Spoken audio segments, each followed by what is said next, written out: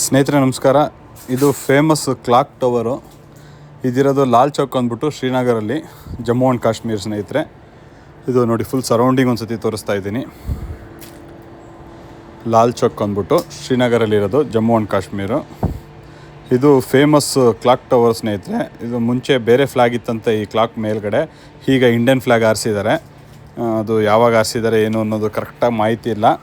ನಾವು ಕಾಶ್ಮೀರ್ ಟ್ರಿಪ್ ಹೋಗಿದ್ದಾಗ ವಿಡಿಯೋ ಮಾಡಿರೋದು.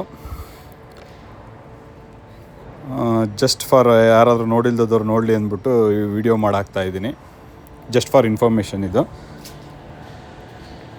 ಸರೌಂಡಿಂಗ್ ನೋಡಿ, ಇಲ್ಲೇ ಪಕ್ಕದಲ್ಲೇ ಸಂಡೇ ಬಜಾರ್ ಅಂತ ಕೂಡ ನಡೆಯುತ್ತೆ. ತುಂಬ ಕಮ್ಮಿ ರೇಟ್ಗೆ ಸೇಲ್ಸ್ ಇರುತ್ತೆ ಸುತ್ತಮುತ್ತ ಎಲ್ಲ.